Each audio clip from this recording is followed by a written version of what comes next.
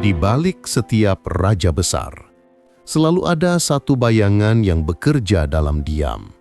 Sebelum Mataram berdiri megah, sebelum Panembahan Senopati dikenal sebagai raja yang disegani, ada satu nama yang hampir dilupakan sejarah, Ki Juru Martani. Bukan prajurit, bukan raja, tapi otak di balik segalanya. Dialah yang menenun politik, merancang strategi, dan membaca tanda-tanda langit sebelum kerajaan Mataram lahir. Ia tahu kapan kekuasaan harus diambil, kapan pasrah pada takdir, dan kapan manusia harus menunduk di hadapan wahyu.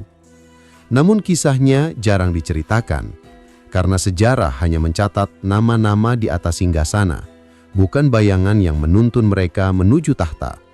Hari ini, mari kita membuka kembali lembaran yang disembunyikan Babat Jawa, tentang seorang begawan, penasehat, sekaligus pengatur langkah para raja, Ki Juru Martani, sang otak di balik berdirinya Mataram Islam. Jawa, akhir abad ke-16. Setelah keruntuhan Demak, tanah Jawa terpecah menjadi kepingan kekuasaan. Kerajaan Pajang berdiri di atas abu kejayaan Islam Demak, tapi kekuasaannya rapuh, ibarat bara yang nyala tanpa api. Di balik singgasana Sultan Hadiwijaya, para bangsawan saling mencurigai, para adipati saling menunggu waktu untuk memberontak. Pajang kehilangan arah. Islam yang dulu jadi semangat perjuangan, kini mulai ditukar dengan ambisi dan dendam keluarga. Namun di antara kekacauan itu, di sebuah tanah sunyi bernama Mataram, ada dua sosok yang diam-diam mengamati dari kejauhan. Ki Ageng Pemanahan, seorang bangsawan tua yang dulu berjasa besar bagi Pajang, tapi kini disisihkan. Dan anaknya, Danang Sutawijaya, yang kelak dikenal sebagai Panembahan Senopati. Namun ada satu lagi sosok di balik mereka. Diam, tenang, tapi pikirannya tajam seperti keris yang disembunyikan di balik selendang. Ki Juru Martani. Ia bukan sekedar penasihat, ia pembaca zaman. Ia tahu bahwa Pajang sudah berada di ambang kehancuran. Ia tahu bahwa kekuasaan yang dilandasi kesombongan akan tumbang bukan oleh perang, tapi oleh takdir dan waktu. Dalam diam, ia mulai menyiapkan jalan baru, bukan dengan pedang, tapi dengan perhitungan. Ia tidak ingin menggulingkan Pajang secara terbuka. Ia ingin mengambil alih sejarah, perlahan, tapi pasti. Sebuah langkah kecil dari Mataram, tapi getarannya akan mengguncangkan seluruh tanah Jawa. Di balik setiap kerajaan besar, selalu ada sosok yang memilih diam. Namun dalam diamnya, ia menulis arah sejarah. Mataram Islam tidak lahir begitu saja. Ia bukan hanya hasil dari darah dan perang, tapi dari akal, doa, dan siasat.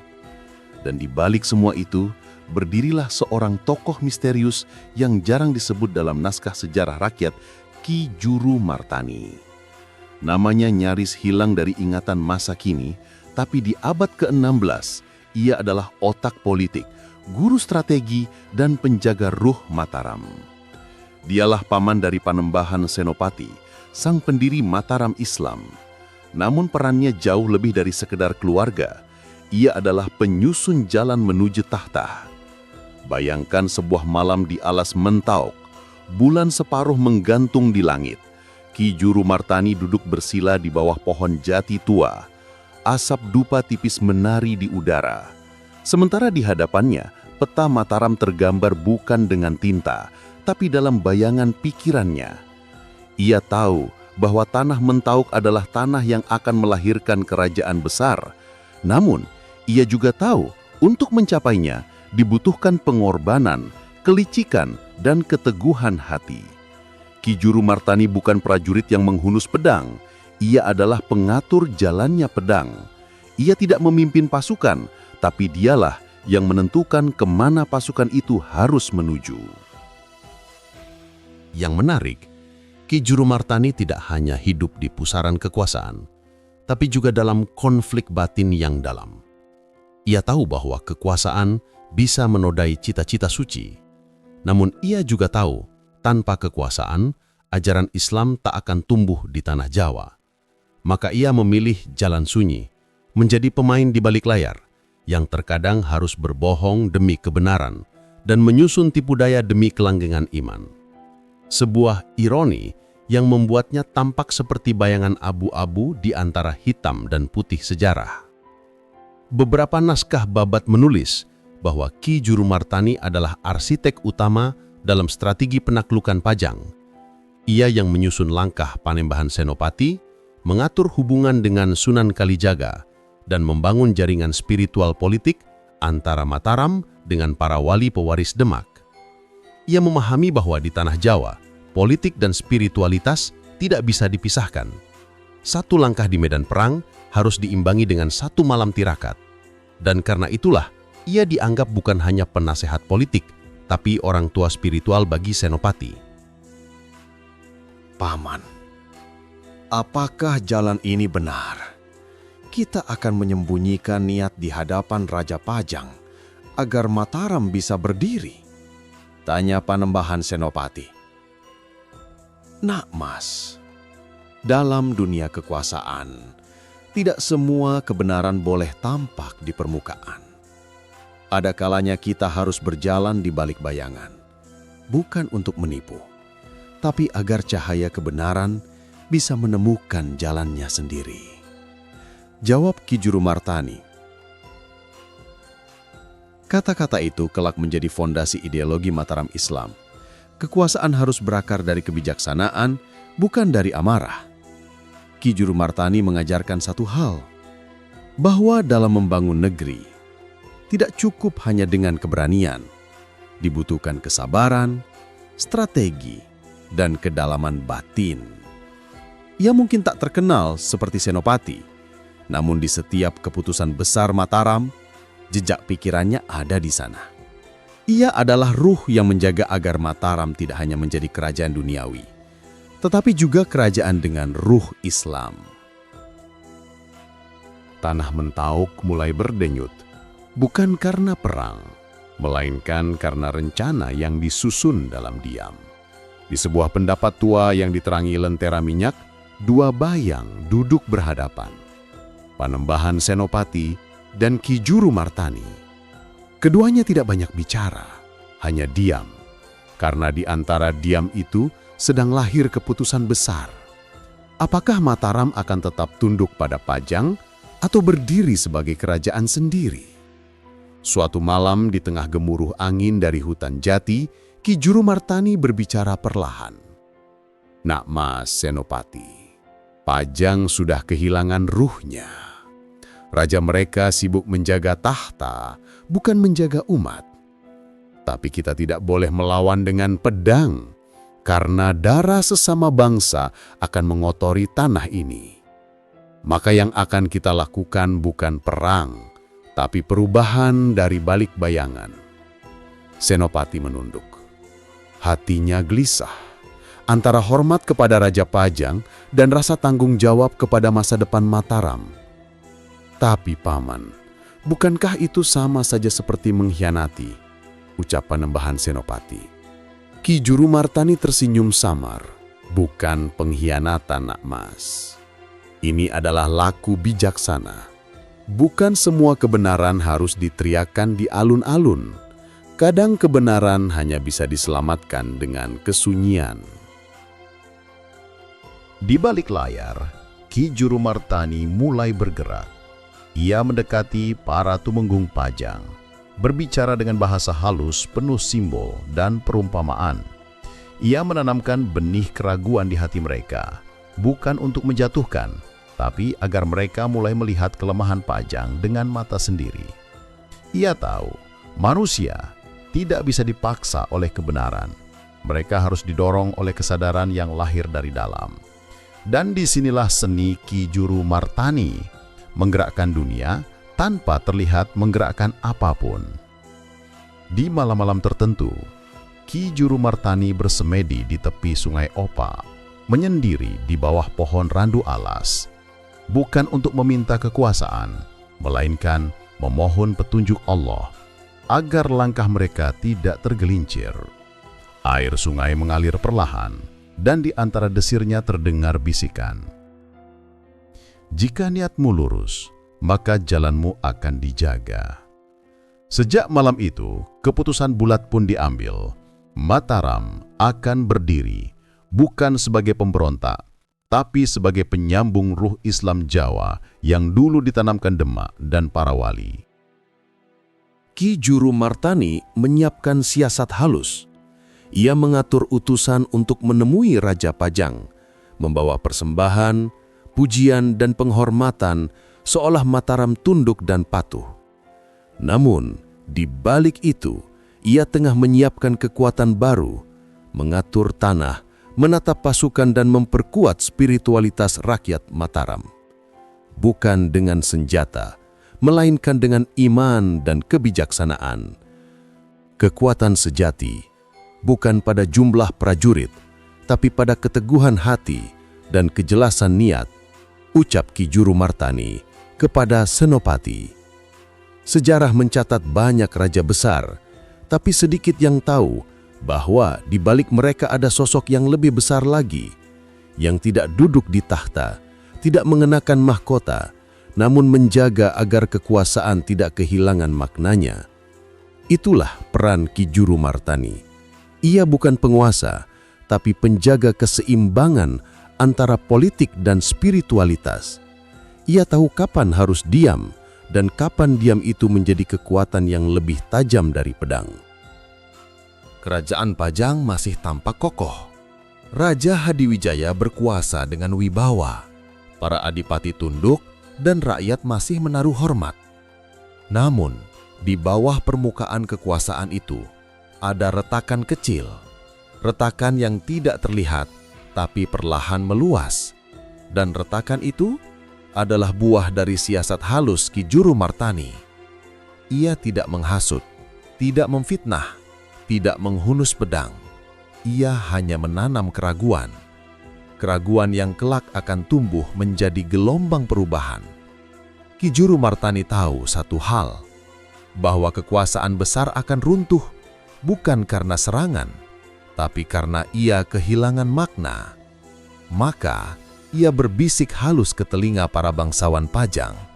Adakah tahta ini masih dijaga dengan niat yang suci? Ataukah sudah berubah menjadi kebanggaan dunia? Satu kalimat itu seperti angin, tidak terlihat tapi terasa. Dan ketika angin itu bertiup ke banyak hati, maka berdirilah badai yang tak bisa dicegah. Di tengah strategi dan diplomasi, Ki Juru Martani tetap tidak meninggalkan jalan sunyi. Ia masih bersemedi, masih berdoa di tengah malam, memohon agar langkah mereka tidak terseret oleh ambisi duniawi. Ya Allah, jika kerajaan ini akan menjadi jalan menuju kebesaran-Mu, maka tegakkanlah ia. Tapi jika hanya menjadi tempat tumbuhnya kesombongan, maka biarkan ia gugur sebelum berdiri. Ujar Ki Juru Martani. Itulah perbedaan Juru Martani dengan politikus duniawi. Ia bukan mencari kemenangan, tapi mencari keberkahan. Beberapa waktu kemudian, ia kembali duduk berdua dengan Panembahan Senopati. Kali ini bukan di pendopo, tapi di tepi sawah yang baru tumbuh padi muda. Ki Juru Martani, "Nak Mas, kini saatnya kita melangkah, bukan dengan amarah, tapi dengan kebijaksanaan." Panembahan Senopati menjawab, "Apakah Pajang akan tahu rencana ini, Paman?" Ki Juru Martani membalas dengan lembut, "Biarlah mereka tahu, tapi terlambat." Kalimat itu menandai awal dari perubahan besar. Mulai malam itu, utusan Mataram mulai bergerak, mengunjungi daerah-daerah bawahan Pajang, menjalin simpati, dan membawa pesan lembut bahwa Mataram bukan ingin berperang, tapi ingin membangun tatanan baru yang lebih berjiwa. Tak ada pengumuman perang, tak ada pengerahan pasukan. Namun satu persatu daerah mulai berpihak kepada Mataram. Para lurah, para santri, bahkan beberapa bangsawan Pajang mulai melihat cahaya baru dari arah Mentao. Mereka tak melihat pasukan. Yang mereka lihat adalah ketenangan. Ketenangan yang lahir dari keyakinan bahwa Mataram bukan sekadar kerajaan baru, tapi gerakan ruhani yang membawa napas Islam dan keadilan. Banyak yang berpikir Ki Juru Martani hanya seorang penasihat, padahal ia adalah arsitek jiwa Mataram. Ia memahami satu hal penting, bahwa kekuatan sejati bukan dari pasukan tapi dari keyakinan rakyat. Ia tahu bagaimana mengubah cara pandang tanpa mengangkat senjata, dan bagaimana menghadirkan perubahan tanpa kekerasan. Karena bagi Juru Martani, politik sejati adalah seni menanam nilai ke dalam hati manusia. Dan dari hutan sunyi itu, bayangan mulai bergerak, membawa perubahan yang tak bisa dihentikan siapapun. Suasana Istana Pajang kini berubah. Dulu, angin berhembus tenang di antara pendopo dan alun-alun. Namun kini, udara terasa berat, seolah menyimpan rahasia yang akan segera pecah. Panembahan Senopati yang muda dan berwibawa kini bukan lagi hanya anak angkat kesayangan Raja Pajang. Ia telah tumbuh menjadi kekuatan baru, dan bisik-bisik mulai terdengar. Bisik tentang Mataram yang semakin kuat, tentang Ki Juru Martani yang terlalu cerdas, dan tentang Pajang yang mulai goyah. Ki Juru Martani dengan wajah yang selalu tenang, duduk di serambi Masjid Mataram. Di tangannya tergenggam kitab kecil bertuliskan aksara Arab dan Jawa kuno. Matanya menatap ke arah utara, ke Pajang. Ia tahu badai akan datang. Nak Mas Senopati, setiap kerajaan lahir dari rahim pertentangan. Tapi ingat, darah yang tertumpah bukan untuk membalas, melainkan untuk menegakkan tatanan baru. Mataram bukan dibangun atas amarah, melainkan atas restu dan takdir, ucap Ki Juru Martani dengan lembut. Senopati hanya menunduk, suara gending dari kejauhan terdengar lirih, namun jantungnya berdegup cepat, karena ia tahu sebentar lagi ia akan melawan orang yang dulu ia sebut ayah. Di Pajang, Arya Pangiri, menantu lain Hadiwijaya, mulai menyusun kekuatan. Ia melihat Mataram sebagai ancaman dan menuduh Senopati hendak menggulingkan tahta Pajang. Darah muda beradu dengan darah tua. Kejayaan Pajang yang dulu menjadi lambang kekuatan Demak kini mulai retak dari dalam. Senopati pun memerintahkan pasukannya bersiap. Namun, sebelum perang pecah, Ki Juru Martani menghampirinya di malam yang sunyi. Ia berkata, "Nak Mas, jika kelak engkau menang, jangan bangga, karena kemenangan sejati bukan menundukkan musuh, tapi menundukkan diri." Senopati menatap pamannya itu lama, dan dalam diam, ia tahu setelah malam itu, sejarah Jawa tak akan pernah sama lagi. Fajar menyingsing di tepi Bengawan. Kabut menutupi lembah Pajang, seolah langit menolak menyaksikan darah sesama Jawa yang akan tumpah. Dua pasukan telah berhadapan. Di satu sisi, pasukan Pajang di bawah Arya Pangiri, pewaris tahta yang ambisius. Di sisi lain, pasukan Mataram di bawah Panembahan Senopati, sang pemimpin muda yang membawa restu pamannya, Ki Juru Martani.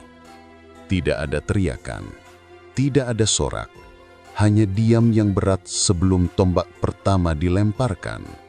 Pertempuran itu tidak berlangsung lama, tapi meninggalkan luka panjang di hati bangsa Jawa. Pasukan Pajang yang dulu berjaya mulai mundur, sementara Mataram berdiri gagah. Namun Senopati tidak bersorak. Ia hanya memejamkan mata di atas tanah yang basah oleh darah saudara sendiri. Paman, mengapa setiap kejayaan harus dibayar dengan kehilangan? Tanya Panembahan Senopati. Ki Juru Martani menjawab perlahan, suaranya berat seperti doa.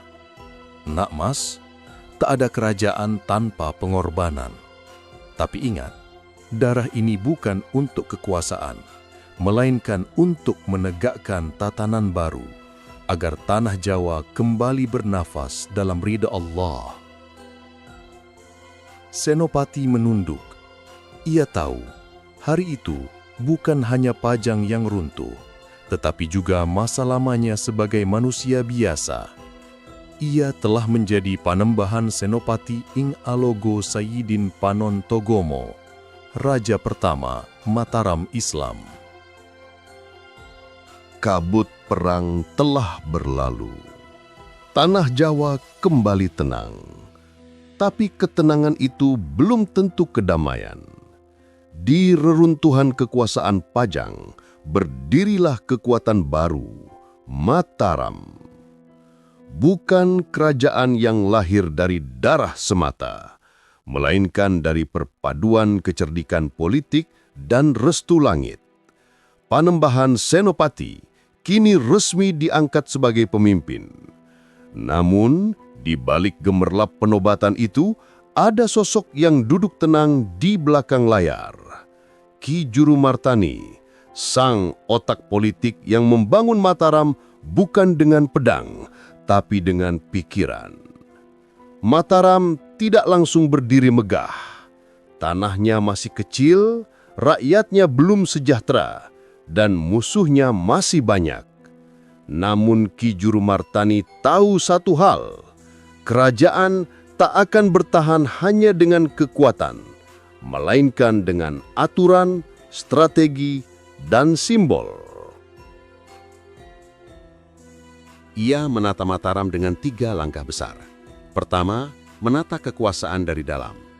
Ia menyatukan para bangsawan bawahan Pajang yang tersisa, memberi mereka kedudukan terhormat, bukan karena Senopati lemah, tapi karena ia ingin menenangkan hati yang luka.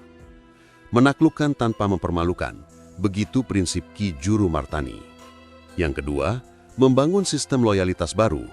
Ia mengatur ulang hubungan antara rakyat, bangsawan, dan raja. Di setiap daerah, ditunjuk tokoh lokal yang dekat dengan rakyat, tapi setia pada Mataram. Disinilah lahir konsep Tanah Lungguh dan prajurit abdi dalam, sistem khas Mataram yang akan bertahan berabad-abad.